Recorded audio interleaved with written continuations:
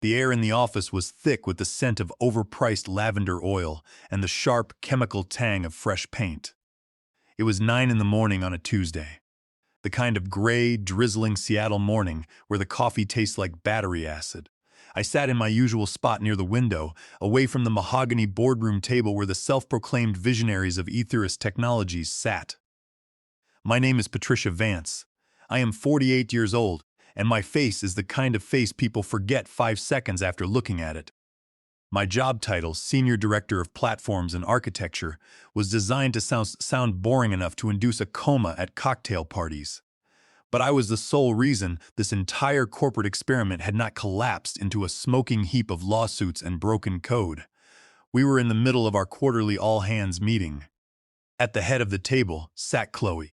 Chloe was the chief executive officer's daughter, an expensive nepotism experiment dressed in a designer blazer and a permanent, condescending smirk. She was 28 years old, had never had a performance review in her life, and spoke in a constant stream of LinkedIn buzzwords that meant absolutely nothing. She had been with Aetherists for 3 months as our chief culture officer. I had been here for 12 years. Since the days when the servers were literally run out of a closet that smelled like damp cardboard and cheap energy drinks. "Enjoy the company hoodie and the juice bar gift card," Chloe said. Her voice was nasal and smug, carrying that specific tone of artificial warmth that corporate executioners use when they are trying to pretend they still have basic human empathy. That was the moment I knew it was happening. The public execution. There was no warning, no formal write-up, no polite invitation to chat in private. Just a sudden, bright-tide performance realignment announcement during our all-hands meeting, sandwiched right between the updates on the new organic snack flavors and the third-quarter cash burn rate. I stood there, hands folded neatly in front of me, watching Chloe read from a teleprompter script she had clearly not written herself. "Patricia has been a valued member of the Aetherist family." Chloe cooed, her smile sharp and lifeless. "But due to strategic realignment and shifting cultural priorities, we have decided to part ways." She reached into one of the stupid wooden culture crates we gave to new hires and pulled out a scratchy, off-brand hoodie. My name was scrawled on the tag in black marker, like I was a lost jacket in an elementary school cloakroom. Tucked inside the hood was a $50 gift card to a juice bar that did not even have a location in my zip code. "Oh," Chloe added, as if she had just remembered something trivial. "And unfortunately, your fourth-quarter performance bonus did not meet the updated key performance indicators rubric, so it will not be awarded." The updated rubric. The one she had introduced last week. I could feel 46 heads swivel toward me in slow motion. The sales managers began tugging at their collars, suddenly fascinated by their shoes. The engineering team looked shell-shocked. The only person who did not flinch was Robert, our chief financial officer. His expression was completely blank, reading as though he had already bought his retirement boat and wanted absolutely no part in this theatrical disaster. I smiled. It was the calm, quiet smile so that human resources managers fear deep in their souls. I stepped forward, took the scratchy polyester hoodie and held it up. "Thanks for the memories," I said. My voice was steady, even friendly. Not because I was not furious, but because anger is a tool for amateurs, and I am a professional. I walked out of the conference room without slamming the door. That is a critical detail. They want a meltdown. They want a crazy story to pass around the Slack channels. I gave them nothing but the quiet click of my heels on the hardwood floor and the faint scent of vanilla air freshener covering up the rot. Here is the thing they did not realize. Human resources did not have me sign anything. No exit packet, no non-disclosure agreement reminder, no formal acknowledgement that my dismissal was legal and fair. Just a perfunctory automated email stating my access would be terminated at 3 in the afternoon, along with a generic wish for luck in my future endeavors. That was because deep down, someone in that room knew this firing was not clean. Chloe had been gunning for me since the day she arrived. She hated that I had history with the founders. She hated that the development team trusted me. When I flagged several massive inconsistencies in the second quarter travel budget, including $18,000 labeled as team-building wellness experiences that actually paid for her Palm Springs bachelorette party, The human resources director told me to focus on positive forward momentum. I walked past the glass offices where the vice presidents pretended to be buried in spreadsheets. I walked past the break room where a celebratory cake was sitting on the counter. I walked out to the parking lot, sat in my car, and stared at the cheap hoodie in the passenger seat. I popped the trunk, tossed it in, and pulled out my personal laptop, the one that had never been connected to the company network, the one with a specific encrypted partition, the partition containing a document titled Clause 12.7 B Trigger. Chloe thought she had just fired a compliance roadblock, but she had actually just pulled the pin on her father's entire empire. I sat in my car for 20 minutes, listening to the rain beat against the windshield. The temperature was dropping, but inside my car it was warm and quiet. I opened my personal computer and looked at the files. To understand why I was so calm, you have to understand the nature of software licensing. Most executives think that once a line of code is written on a company machine, it belongs to the company forever. They do not read the fine print of the vendor consolidation contracts. 4 years ago, when Ethirus Technologies was still a struggling startup called Vance Systems LLC's predecessor, we had a major crash. The core database integration was a mess of third-party application programming interfaces and duct tape. The engineering team was ready to quit. They had spent 3 consecutive weeks working through the night, consuming endless cans of energy drinks and shouting at their monitors. But the lag in the system was still paralyzing the platform.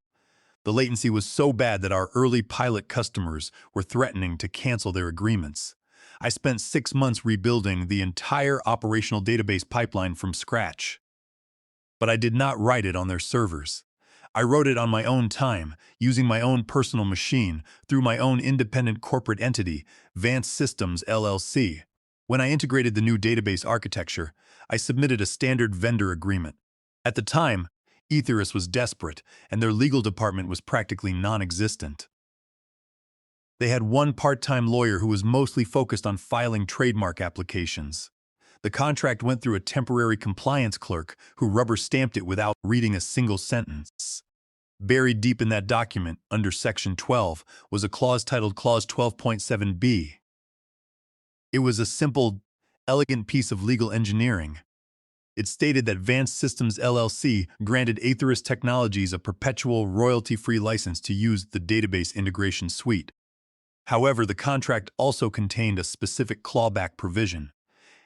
If the company terminated my employment without a formal performance review, written documentation of cause, and a 90-day remediation period, the license would automatically self-revoke. I had spent years watching executives rise to power on the backs of quiet engineers. I knew how easily people like Chloe could sweep in and decide that the older, more expensive staff members were redundant. I had seen it happen to brilliant developers who were pushed out the moment the company secured funding. So I bought myself some digital insurance. The travel ledger showed $18,000 spent at a luxury desert resort, billed under strategic communication workshops. I had matched the dates to Chloe's personal social media posts, which showed photos of her and her friends drinking champagne in a pool, wearing matching custom hats that read Chloe's crew. When I pointed this out to our human resources director, she had looked at me with genuine fear in her eyes and whispered that some things were better left unexamined for the sake of team cohesion. It was that moment that convinced me to double-check my backups of Clause 12.7b. I knew that in a company where loyalty to a family name was more important than fiscal responsibility, a compliance officer was always one performance report away from being the fall guy. I was not going to let them make me their sacrifice. I remembered the day I finalized that contract. While Chloe was hosting an Instagram live session about her morning mindfulness routine, I was registering the copyright for my code. The digital copy was encrypted and backed up in 3 secure locations. One on a physical server in Iceland, one on a drive in my home office, and one on a small titanium flash drive shaped like a lipstick tube that I kept in my desk. I had even paid a notary to verify the timestamps of the source code commit logs, ensuring that no one could claim the work was done on company time. I had never wanted to use it. I liked my job, and I cared about the team. But I had spent 12 years watching my contributions get rewritten by marketing directors. Every time Chloe called me Patty Beam in a meeting or excluded me from critical system updates, I felt the trigger of Clause 12.7b twitch. And now, she had fired me in front of 46 people with a juice card and a polyester hoodie. I opened my browser, logged into the private registry, and checked the status of the license. The timestamp on my termination email was 3 in the afternoon. The clock was ticking. In exactly 4 hours, the database authorization key would expire and the core systems would shut down. I stared at the lines of legal prose on my screen. Reversion of use license upon improper termination. It was written in plain English, signed by Harold himself during the merger transition. He had been so focused on securing the funding from his early investors that he had signed every vendor contract I put in front of him. He did not read the clauses. He did not check the terms. He just wanted the software running so he could show it to the board of directors. Now, that lack of diligence was going to cost him the business. I closed my laptop, put it in my bag, and started the engine. The rain was washing the dust off my windshield, clearing the view of the road ahead. I was no longer an employee of Etheris Technologies. I was a vendor with a very valuable asset, and the company was about to find out exactly how much they depended on the quiet woman they had just dismissed. By noon on Wednesday, I was sitting on my deck with a mug of black tea, watching the clouds move across the sky. It was strange not to be in the office. No frantic messages, no pointless alignment calls, no listening to Chloe talk about the emotional environment of the workspace. The silence was refreshing, a stark contrast to the performative noise that had dominated Etheris Technologies for the last several months. My phone sat on the kitchen table, vibrating quietly. I ignored it. I knew what was happening. The request for information from Thomas Beck, the lead investor at Monolith Capital, had likely arrived at the office. Monolith Capital was in the final stages of due diligence for a $50 million Series B funding round. It was the deal that was supposed to save Etheris, which had been burning through cash at an alarming rate to fund Chloe's culture initiatives and lifestyle branding. Thomas Beck was a seasoned investor, a man who did not care about vibe checks, organic snacks, or office plants. He cared about numbers, architecture, and ownership. He wanted to make sure that the company he was investing in actually owned the technology they claimed to build. 3 weeks before my termination, I had met with my personal attorney, Margaret. We sat in a quiet Italian restaurant on the edge of town, where the booths were deep and the lighting was low. Margaret was 55, wore pearls like brass knuckles, and had spent 30 years dismantling corporate contracts. She was the best in the business, a woman who could spot a hidden liability from a mile away. Margaret had been my lawyer since the early days of my career. She was the one who had advised me to incorporate Vance Systems LLC in the first place, back when I was still working as an independent consultant. Never give away your foundation for free, Pat. She had warned me over a plate of pasta.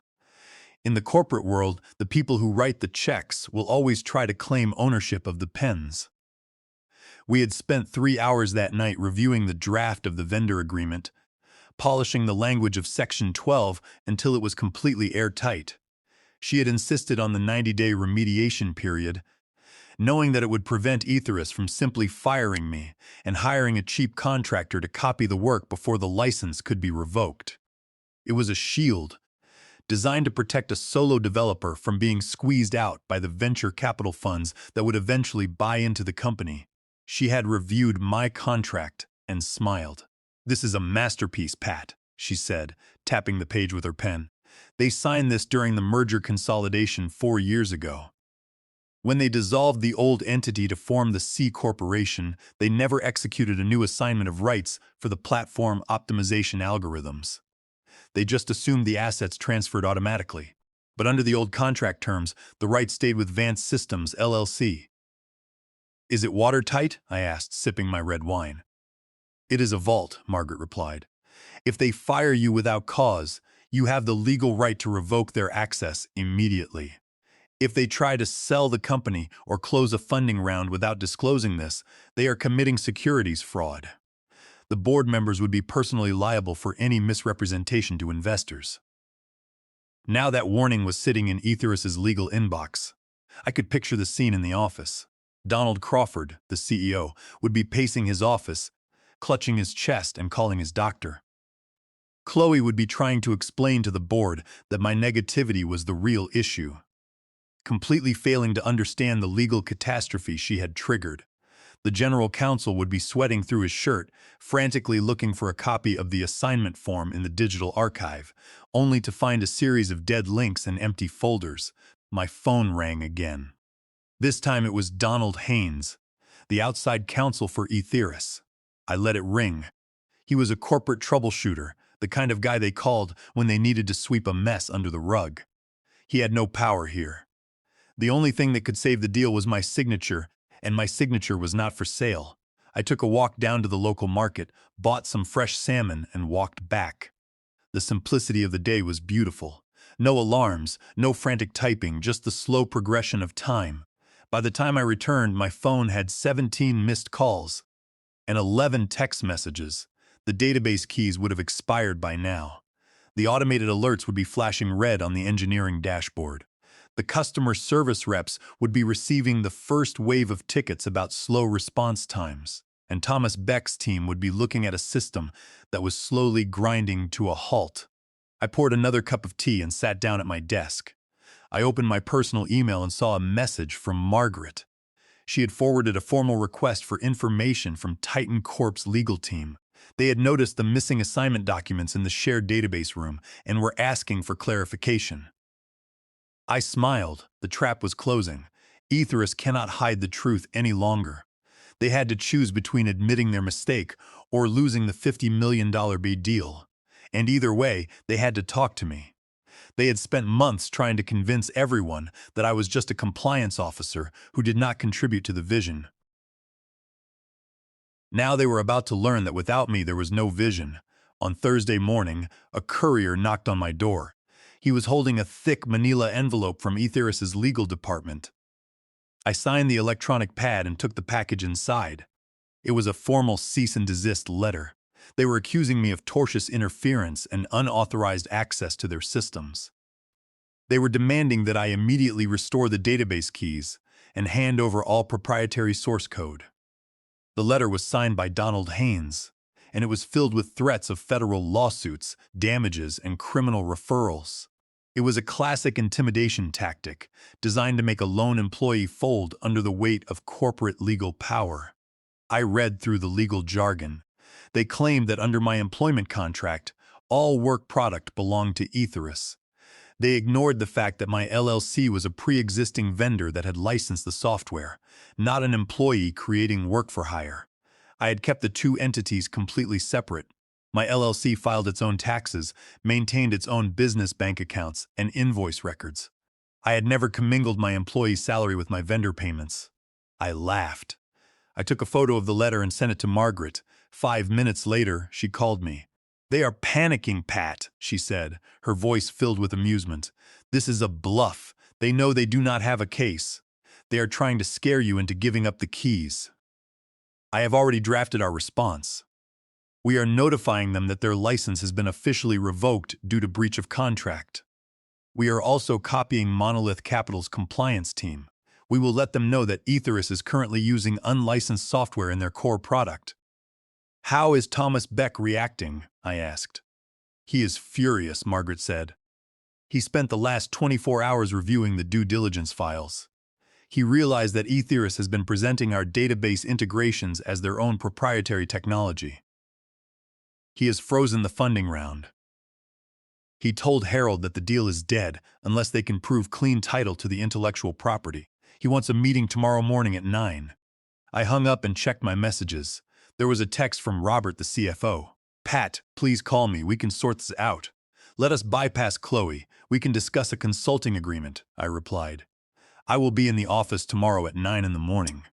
I suggest you have the CEO and outside counsel present, and please tell Chloe to bring her culture crates." I spent the rest of the day cleaning my house. I washed the dishes, vacuumed the carpets, and sat down to read a book. The silence was my greatest asset. The more they panicked, the more leverage I gained.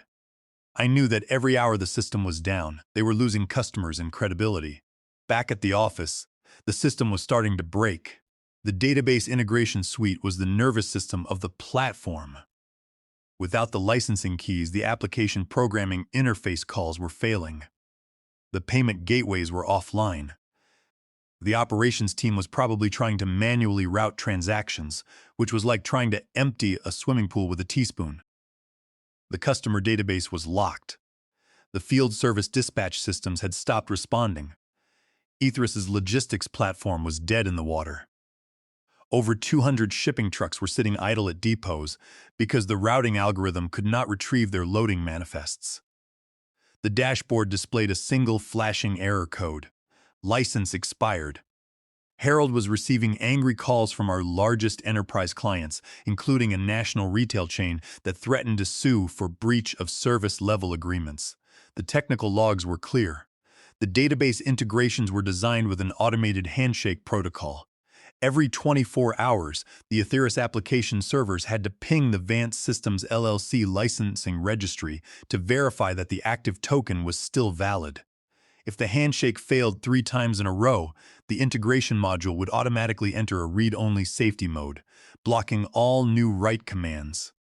That meant no new customer profiles could be created, no inventory logs could be updated, and no financial transactions could be processed. By Thursday afternoon, the handshake failure had triggered the lockout. The operations team was completely blind. I could see the system status page from my home computer, showing a map of the country covered in red flags, as shipping hubs reported that they could no longer access the routing databases. It was a complete operational blackout, and the executives had no way to override it without the master configuration keys that were stored on my encrypted drive. Chloe would be trying to spin the crash as a minor technical glitch, a routine maintenance issue that was being resolved by the engineering team. She would be sending out Slack messages telling the staff to focus on positive vibes and resilience. But you cannot run a database on vibes. You need code, and you need a license. I watched the sunset from my balcony. The city lights were blinking on, one by one. Somewhere in that expanse of concrete and glass, Harold and Chloe were sitting in a boardroom, staring at a screen filled with errors. They had spent months trying to erase my presence from the company. Now my absence was the only thing they could see. I slept peacefully that night, knowing that the foundation I had built was solid, and the walls were holding. At 9 in the morning on Friday, I walked into the lobby of Ethris Technologies. The atmosphere was frozen. The receptionist looked at me with wide, terrified eyes and immediately picked up her phone. I took the elevator to the boardroom on the 27th floor. When the doors opened, I saw a circle of executives standing in the hallway, speaking in frantic whispers. Chloe was there, her blazer wrinkled, her eyes red from lack of sleep. Her father, Harold, looked 10 years older, his hands shaking as he held a paper cup of coffee. "This is a technicality," Chloe was saying, her voice high and desperate. "She is just a compliance officer. She did not build the platform. We can hire someone else to rewrite it. We cannot rewrite 4 years of system architecture in a weekend, Chloe," the CTO snapped. "The entire backend is gone. We are running on vapor." I walked past them and entered the boardroom. Thomas Beck was already seated at the table, looking like a judge presiding over a sentencing. He had a thick folder open in front of him. I sat opposite him.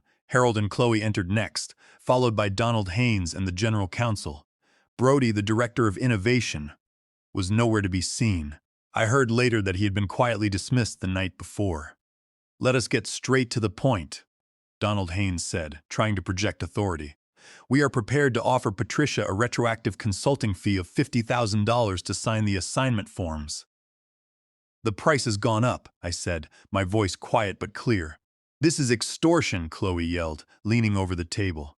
"You sabotaged our systems. You are destroying this company." Thomas Beck held up a single hand. The room fell completely silent. "Chloe," Beck said coldly, "be quiet. You have already cost this company $50 million. I suggest you do not make it worse."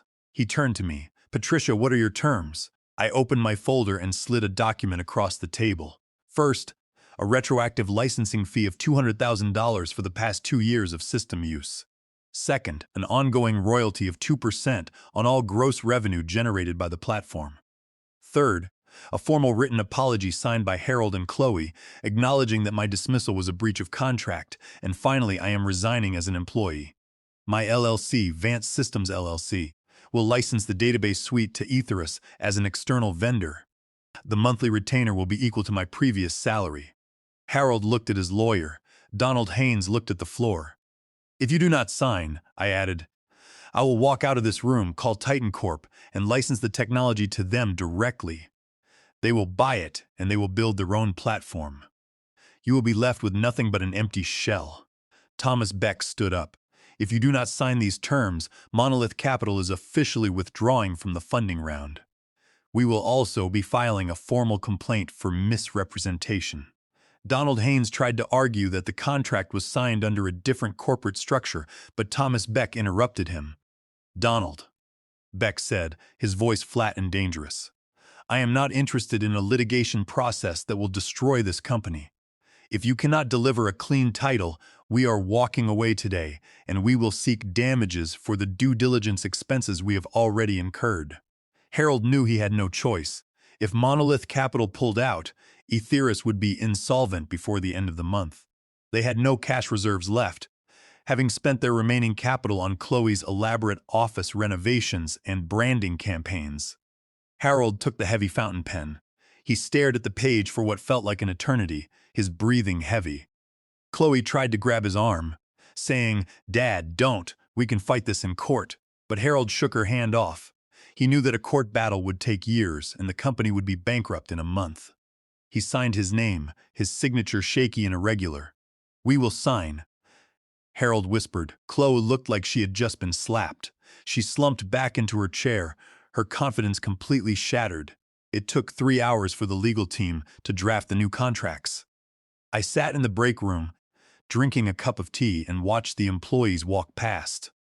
They looked tired, but there was a sense of relief in the air. The reign of vibes was over. I signed the papers, collected my things, and walked out to the elevator.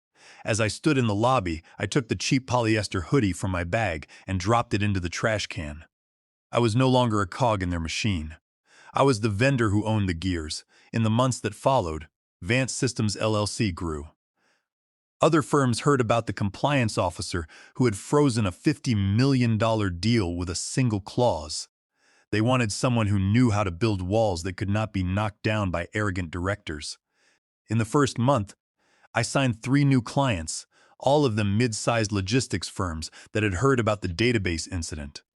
They wanted Vance Systems LLC to audit their own compliance procedures and design licensing contracts that would protect their founders. I hired Margaret on a retainer to handle the legal documentation. I bought a new desk, a better computer, and a coffee machine that did not taste like battery acid. I worked 20 hours a week, and I never had to catch a foam football again. Compliance was not a roadblock, it was the foundation, and I was the one who held the blueprint.